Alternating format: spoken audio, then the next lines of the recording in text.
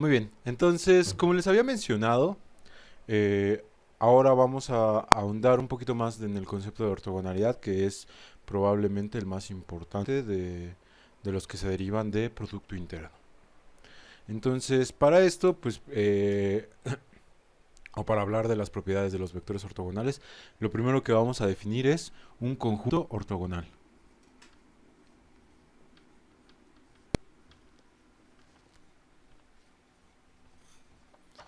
¿Y qué va a ser un conjunto ortogonal? Pues supónganse que tenemos un conjunto de vectores U1, U2 y hasta UN. Entonces vamos a decir que el conjunto es ortogonal si para todo UI distinto por supuesto de UJ tenemos que el producto interno de UI con UJ, esto me va a dar igual con 0. Y pues ya, básicamente lo que significa es que todos los vectores dentro de nuestro conjunto son ortogonales entre ellos. U1 sería ortogonal con U2, con U3 y con todos los demás hasta UN. U2 sería ortogonal con U1, bueno, eso ya era desde antes, con U3 y así hasta UN. Todos, entre todos son ortogonales. Excepto obviamente entre ellos mismos el producto interno pues nunca debería de dar 0, ¿no? A menos claro que sea en el vector 0. A definir un conjunto ortonormal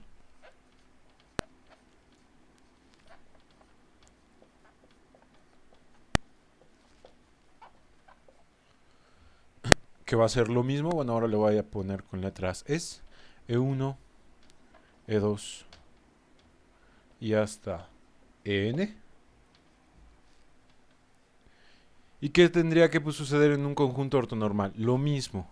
Yo tengo EI en producto interno con EJ y esto igual con 0. Significaría de nuevo que los vectores que pertenecen a un conjunto ortonormal son ortogonales entre ellos, pero además otra de las condiciones sería que la norma de todos los vectores sea siempre unitaria. Por eso se le llama normal, porque su norma es unitaria. Entonces, pues ya, tenemos primero esos dos conceptos que definir. Conjunto ortogonal, conjunto de vectores ortogonales, conjunto ortonormal. Son otra vez vectores ortogonales, pero que además tienen norma unitaria. Estos van a ser interesantes, muy interesantes en cosas sucesivas. Me interesa que un conjunto sea ortogonal. Vamos a probarlo primero para solamente dos vectores. Vamos a suponer que tenemos un conjunto que nada más tiene dos vectores U y V. Y vamos a suponer además que U y V, por supuesto, pues son ortogonales. Entonces, ¿qué va a suceder para conjuntos ortogonales? ¿Qué pasaría, por ejemplo, primero que nada, con la linealidad? Recuerden, conjuntos de vectores usualmente nos pueden interesar porque pues a partir de ellos podemos definir bases, pero una base tiene que ser linealmente independiente. ¿Qué creen ustedes? ¿Va a ser linealmente independiente este conjunto o no lo será? Pues habría que verificarlo. Para verificar dependencia lineal,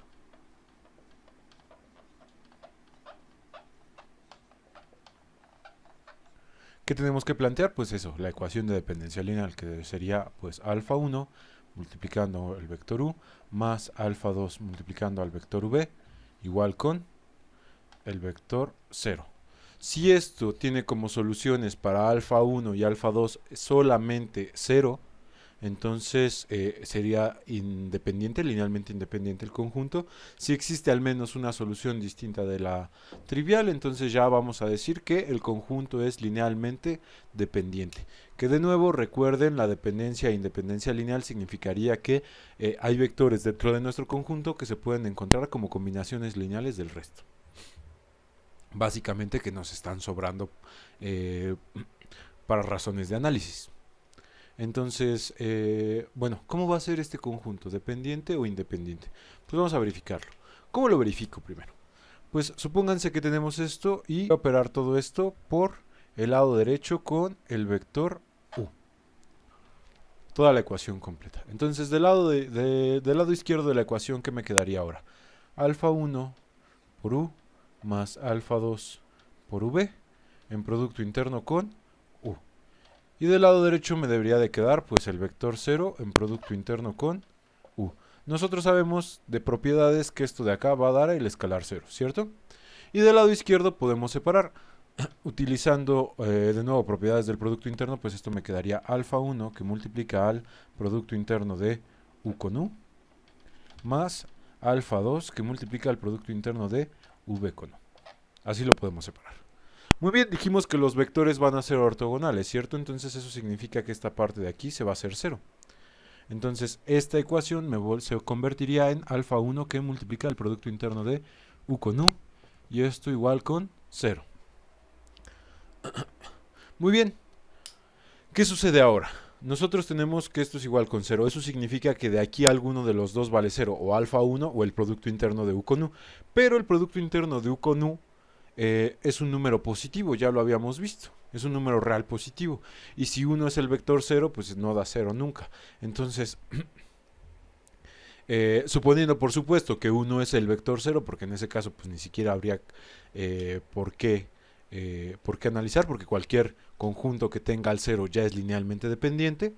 Entonces, suponiendo que 1 es el 0, esto es siempre positivo, y entonces alfa 1, ¿cuánto tiene que valer? De aquí entonces alfa 1 tiene que ser igual con 0. Y si nosotros sustituimos eso en la primera ecuación, nosotros tendríamos ahora que alfa 1, que siendo 0 multiplicando a u, pues da el vector 0. Entonces esto se convertiría en alfa 2 por v igual a 0, al vector 0. De nuevo, considerando que v no es el vector 0, entonces esto significaría que alfa 2 también tiene que ser 0.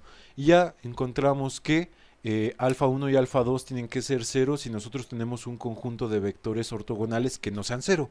Entonces, ¿qué pasa si nosotros tenemos un conjunto ortogonal que no tenga el 0? Este conjunto va a ser como linealmente independiente. Entonces, primera propiedad importante que van a tener los conjuntos de vectores ortogonales que de nuevo no contengan al 0, van a ser conjuntos linealmente independientes. ¿Por qué nos puede llegar a interesar? Pues obviamente porque nosotros de conjuntos independientes podemos formar bases. Entonces, ya si sabemos que una base está conformada por vectores ortogonales, bueno, un conjunto de vectores está conformado por vectores ortogonales, ya sabemos que es linealmente independiente, ni siquiera tenemos que plantear la ecuación de dependencia lineal para verificar que sea una base, por ejemplo. Eso, pues obviamente es una buena propiedad. Ahora supongamos esto. Vamos a suponer que tenemos el conjunto de vectores B, que está conformado por vectores u1, u2, y así hasta un. Vamos a suponer además que esto es una base, pero que es una base ortogonal.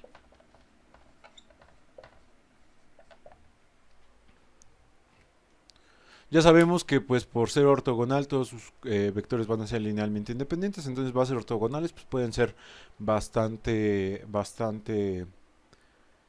interesantes. Muy bien, ahora vamos a suponer otra cosa. Vamos a suponer que tenemos un vector v que pertenece a nuestro espacio vectorial sobre el cual está definido todo esto, y yo quisiera conocer las coordenadas de v respecto a la base b. Recuerden pues las bases, lo que nos interesa es que pueden formar a cualquier vector del espacio, entonces vamos a tratar de hacer esto de encontrar el vector de coordenadas de v respecto a la base b. Espero recuerden todos, esto estaría conformado por escalares alfa 1, alfa 2 hasta alfa n, y donde estos escalares tienen que cumplir que multiplicando a los vectores de la base en combinación lineal me devuelvan a v. Entonces esto reescrito pues sería alfa 1 por u1 más alfa 2 por u2 más todos los de en medio hasta alfa n por un, y esto me da a v.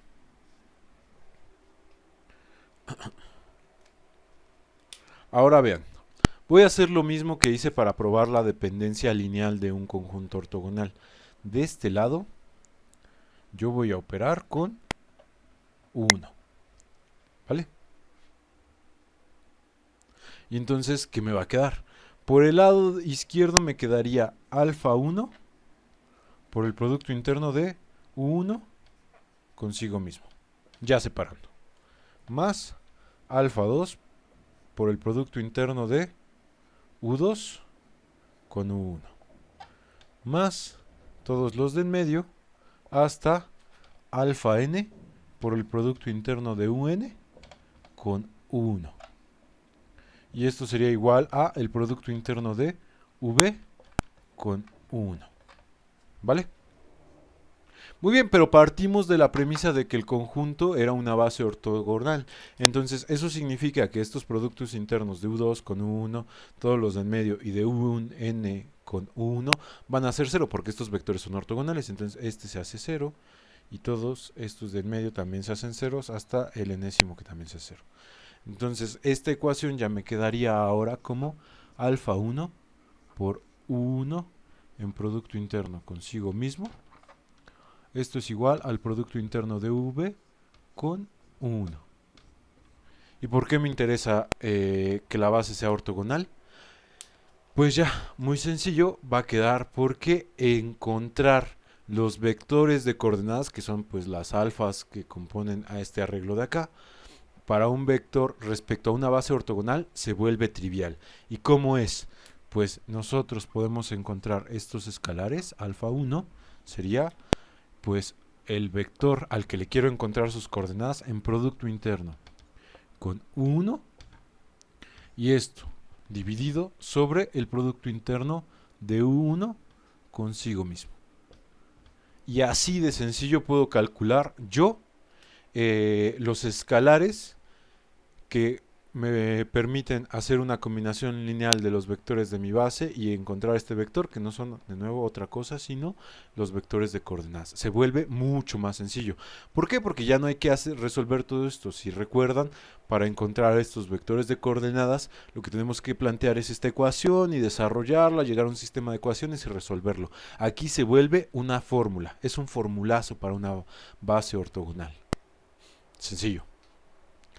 Y espero que de una vez lo vayan viendo todos, y si no lo ven, pues investiguenlo. Esta alfa 1, ¿a qué se parece en lo que ustedes ya conocen de la geometría en R2? Pues esto se parece a la proyección, a la proyección escalar. Pues algo tienen que ver, justamente. Algo tienen que ver esta cosa y la proyección escalar.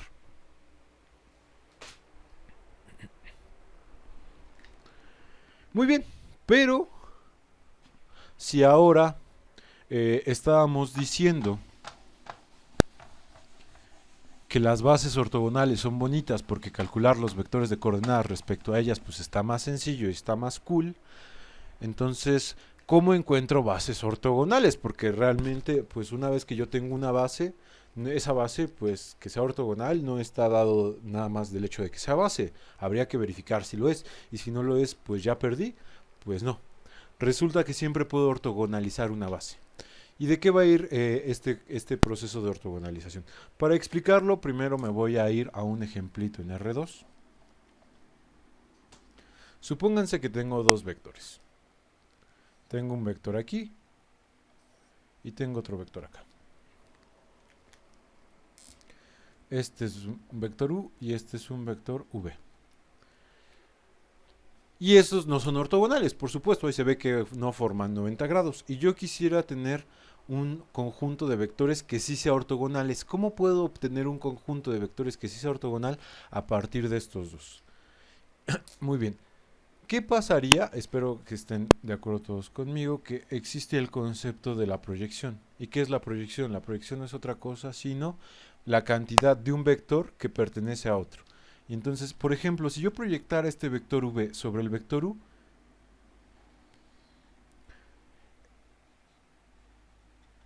yo sé que esta sería esa proyección. La proyección de V sobre U. Sería esta parte de acá. ¿Y cómo se encontraba en geometría en R2? Pues esto era el producto punto de V con U dividido entre el producto punto de U consigo mismo por U. Como les decía, bueno, creo que ustedes no lo conocen como componente, como proyección, sino como componente escalar y vectorial de un vector. Bueno, esta parte de acá era esa alfa que espero recuerden. y la otra pues sería multiplicarla por el vector. Entonces básicamente lo que hago yo a la hora de hacer esta multiplicación, esta proyección, pues es sacar todo lo de v que podría pertenecer a u. ¿Y qué me queda como la resta de ambos? Que sería pues v menos la proyección. Pues sería este vector de acá. Y si se dan cuenta, este vector de acá ahora sí ya es ortogonal con u. Entonces, yo siempre puedo ortogonalizar un vector, o bueno, un conjunto de vectores, quitándole las proyecciones.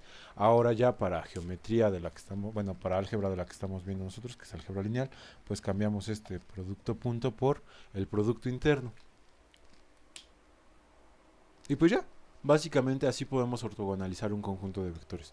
Entonces, si yo tengo un conjunto de vectores u y v, y esto por ejemplo es una base, pero no es ortogonal, yo siempre puedo conseguir una base que sí sea ortogonal. ¿Y cómo voy a encontrar esa base? Pues agarro y considero que el primer vector de mi base ortogonal sea u, y entonces el segundo vector de mi base, que le voy a llamar, pues no sé, w, va a ser, ¿quién va a ser? Pues esta w sería v menos la proyección de v sobre u, para hacer que esta v o este pedazo de v se vuelva ortogonal con u. Y entonces el vector resultante ya va a ser ortogonal con u, y ahí tenemos una base que ya sería ortogonal.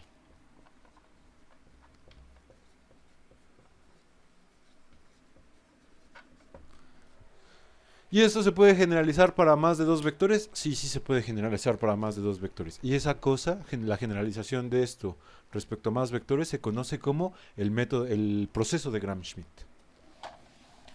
¿Y cómo se va a hacer? Ya habiendo visto esta parte geométrica para el ejemplo, vamos a tener entonces que el proceso de Gram-Schmidt, por ejemplo, vamos a suponer que tenemos una base B que está conformada por vectores u1, u2 y hasta un.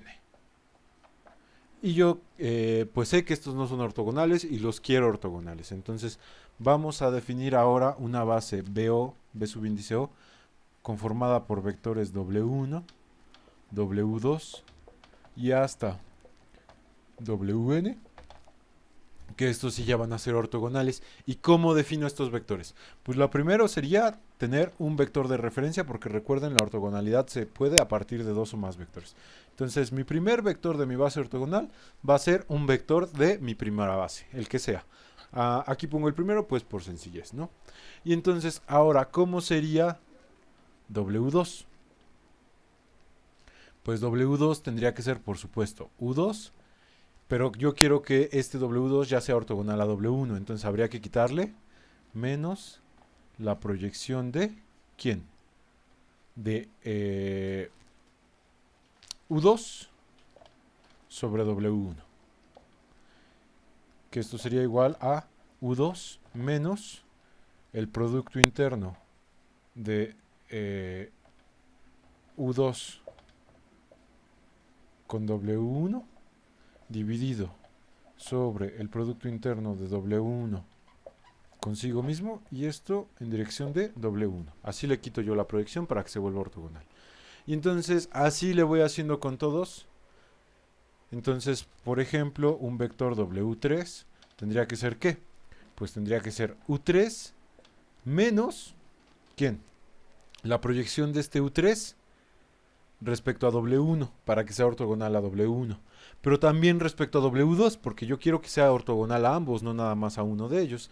Entonces esto sería menos la proyección de U3 sobre W1, menos también la proyección de U3 ahora sobre W2. Y así voy haciéndolo recursivamente para todos los nuevos vectores de mi base. Y pues ya en general esta cosa se escribiría como WI, el iésimo término de mi base, debería de ser igual a UI menos la suma de las proyecciones de UI sobre WJ, con esta J yendo desde 1 hasta y menos 1.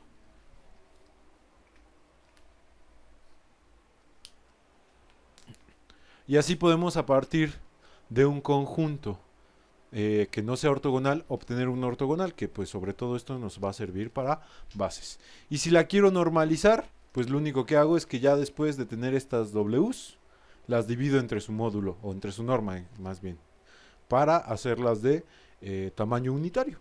Y ya, así se obtendría esto de normalizar, de ortogonalizar un conjunto. Y como les había mencionado, esta cosa se conoce como el proceso de Gram-Schmidt. Muy bien. Habíamos visto que un vector se puede proyectar sobre otro vector, pero resulta que también un vector se puede proyectar sobre un espacio. Entonces, ¿cómo funcionaría esto? Geométricamente, pues lo podríamos ver como, supónganse que aquí tenemos un plano que es un subespacio de R3 y nosotros tenemos aquí un vector. Entonces, si nosotros quisiéramos proyectar este vector sobre el plano, pues la proyección sería este vector de acá, ¿vale? Entonces se puede proyectar también un vector sobre un espacio. Pero, ¿de qué nos puede llegar a servir esto? ¿Y cómo se hace? Bueno, pues nos puede llegar a servir para conocer la distancia que existe entre un vector y un espacio, por supuesto. La distancia mínima, porque pues la distancia que existiría de este vector a este espacio, pues se podría tomar con cualquier vector respecto a él, pero existe una que es la mínima y que va a ser justamente la de la que existe entre ese vector y su proyección. Esa sería la distancia mínima de un vector. Pero además, ¿cómo proyecto un vector sobre un espacio? Entonces, para proyectar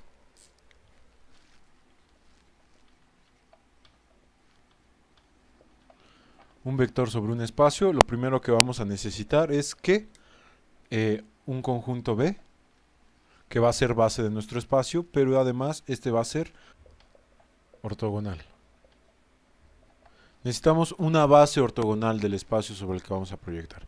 Y entonces, ¿cómo vamos a encontrar esta proyección? Pues vamos a suponer que este vector de aquí se llamaba V. Y entonces,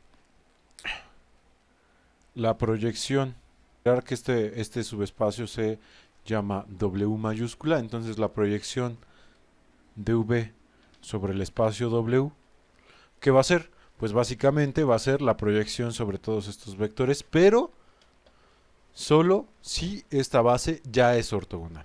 Si no es ortogonal no se puede. ¿Por qué? Pues porque básicamente si estos dos vectores no son ortogonales, podría ser que una parte de la proyección de aquí también pertenezca a esta. Entonces necesitamos que sean independientes todas esas proyecciones. Entonces la proyección de V sobre todo el espacio pues no sería otra cosa sino la suma de todas las proyecciones de V sobre los vectores WI con I que va desde 1 hasta N. ¿Vale? Entonces esa sería la forma de proyectar un vector sobre un espacio. Y todo esto es interesante por el teorema de la proyección. ¿Qué nos va a decir el teorema de la proyección? El teorema de la proyección nos va a decir, no lo voy a escribir todo completo, pero para todo vector V que pertenezca a un cierto espacio V mayúscula, nosotros vamos a tener que la distancia que existe entre V y la proyección, bueno, este de aquí lo voy a llamar en general W0.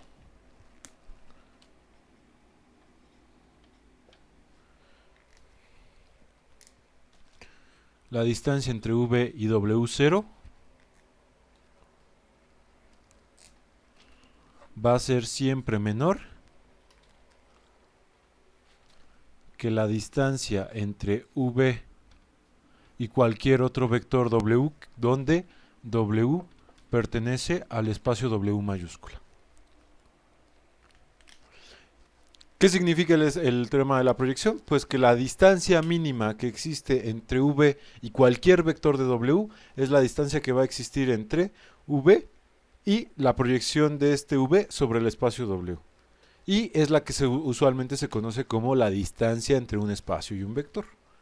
Y entonces, bueno, pues eso nos dice básicamente el teorema de la proyección.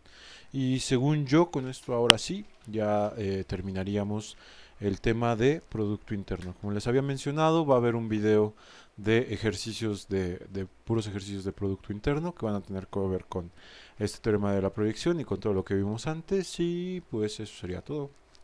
Hasta luego.